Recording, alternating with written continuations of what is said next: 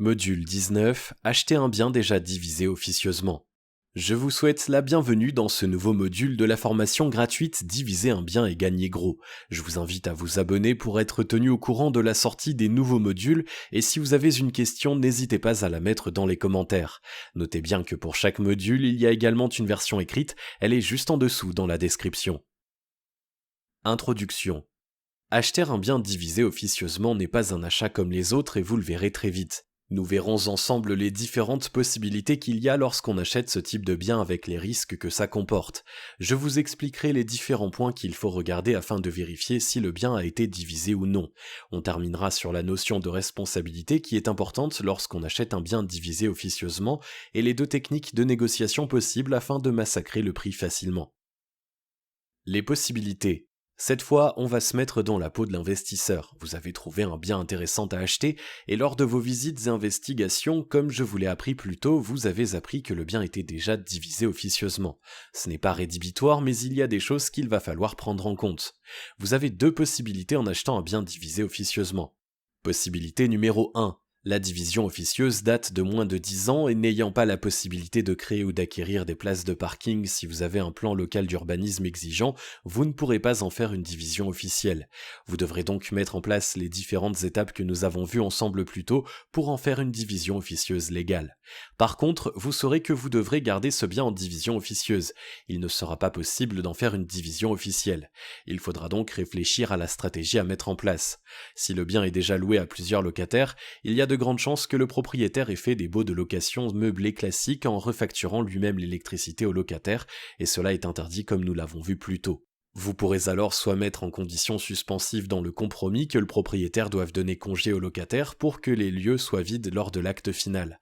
Ainsi, vous pourrez mettre en place votre division officieuse de façon légale. Vous pourrez sinon garder les locataires actuellement présents dans les lieux, mais il faudra leur expliquer la procédure à mettre en place. Pour cela, vous allez devoir changer les baux actuels des locataires présents sur place. Oui, il est possible de changer les baux des locataires, par contre il faut que le locataire soit d'accord et il faut suivre une procédure précise. Première étape, vous demandez au locataire de vous envoyer une résiliation de son bail avec sa date de départ. Si le locataire a actuellement un bail meublé, c'est 1 mois et en nu, c'est 3 mois. Il y a des exceptions où même en location nue, la résiliation peut se faire en 1 mois. C'est notamment le cas si le locataire est en zone tendue, en cas d'obtention d'un premier emploi, de mutation, de perte d'emploi ou de nouvel emploi consécutif à une perte d'emploi. Pour le locataire dont l'état de santé constaté par un certificat médical justifie un changement de domicile, pour les bénéficiaires du revenu de solidarité active ou de l'allocation adulte handicapé, pour le locataire qui s'est vu attribuer un logement défini à l'article L831-1 du Code de la construction et de l'habitation. Deuxième étape, vous meublez l'appartement avec des meubles que vous aurez achetés en magasin. Attention, il est interdit de récupérer ou de payer les meubles du locataire actuellement en place pour en faire un appartement meublé, c'est considéré comme de l'abus de droit. Troisième étape, vous faites rentrer le locataire dans l'appartement avec un nouveau bail de colocation individuel, comme on l'a vu plus tôt. Puis il faudra que les locataires gèrent eux-mêmes leurs abonnements d'électricité et d'eau. Possibilité numéro 2, la division officieuse date de plus de 10 ans. L'appartement ou l'immeuble que vous achetez a été divisé officieusement, et cela depuis plus de 10 ans. Dans ce cas, vous allez pouvoir transformer ce bien officiellement sans avoir à suivre le plan local d'urbanisme. Il faudra donc suivre la procédure que je vous ai expliquée plus tôt dans la formation pour que votre division devienne officielle. Reconnaître un bien déjà divisé officieusement. Il y a plusieurs points qui ne trompent pas lorsque vous achetez un bien déjà divisé officieusement.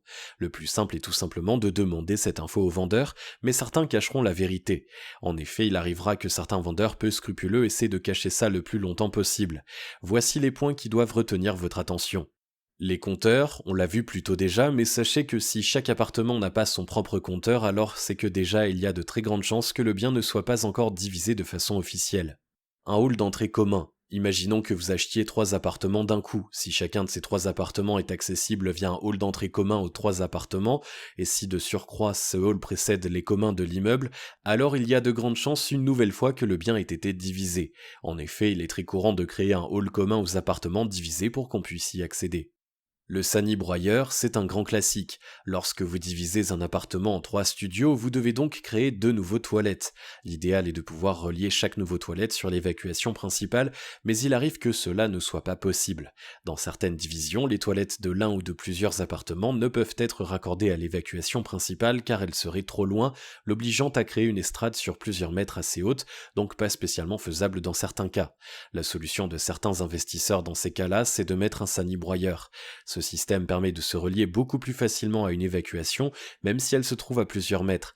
C'est un système D qui fonctionne, mais rien ne vaut de vraies toilettes. L'estrade, on en parlait juste avant, mais c'est un indicateur très intéressant également. Celle-ci permet de relier facilement plusieurs toilettes à l'évacuation centrale grâce à une pente qu'on introduit dans l'estrade. Ainsi, l'évacuation est cachée dans l'estrade. Il est assez rare de voir des estrades, donc si vous en voyez, c'est une possibilité supplémentaire montrant que le bien a déjà été divisé. Dans tous les cas, sachez que votre notaire saura très vite si le bien a déjà été divisé ou non.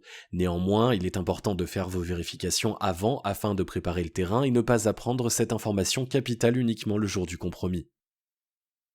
À négocier chez le notaire. Si vous souhaitez en savoir plus sur les conditions suspensives, je vous donne rendez-vous sur la première formation Acheter un immeuble et gagner gros.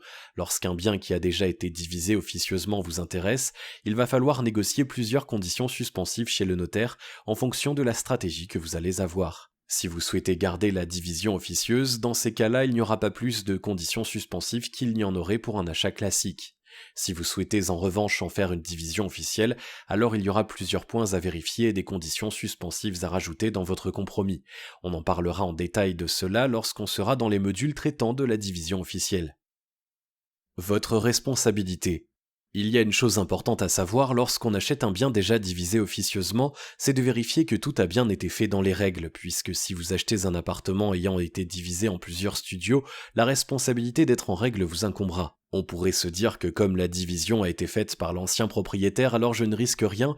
Eh bien non, c'est le contraire. Vous achetez un bien divisé officieusement, c'est désormais vous qui en avez la responsabilité. Alors ça signifie quoi exactement? Tout simplement que si le bien immobilier que vous achetez fait l'objet d'une division officieuse qui n'est pas dans les règles, alors vous risquez gros. Alors oui, vous pouvez acheter un bien qui a déjà été divisé officieusement, mais il faudra tout vérifier. Je vous ai déjà dit en détail dans les précédents modules ce qu'est une division officieuse correcte, mais on va récapituler 3 points importants à regarder pour un achat de ce type. Point numéro 1, le type de bail utilisé pour tous les locataires présents dans le bien divisé officieusement. Si le propriétaire a mis pour chaque locataire un bail de location meublé classique, alors ce n'est pas bon, il faut un bail de colocation individuel pour chaque locataire. Point numéro 2, à quel nom se trouvent les abonnements d'électricité et d'eau? Si le propriétaire gérait lui-même les abonnements, alors une nouvelle fois ce n'est pas bon, il faudra que les locataires eux-mêmes gèrent leurs abonnements d'eau et d'électricité. Point numéro 3, que le règlement de copropriété accepte la division officieuse d'un bien.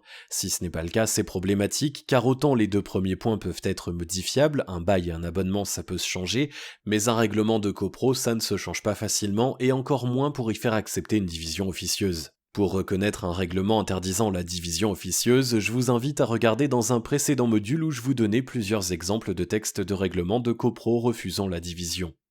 Si vous souhaitez acquérir un bien dont le règlement de copro refuse ce genre de division, vous pouvez néanmoins vous rapprocher du syndic ou du président de la copro afin de lui demander si cette division ne pose pas de problème. En effet, si la division a été faite il y a plusieurs années et que la copro n'ait jamais rien dit, c'est soit qu'elle n'est pas au courant, soit qu'au final ça ne la dérange pas. C'est essentiellement au syndic que revient la lourde tâche de veiller au respect des règles édictées par le règlement de copropriété.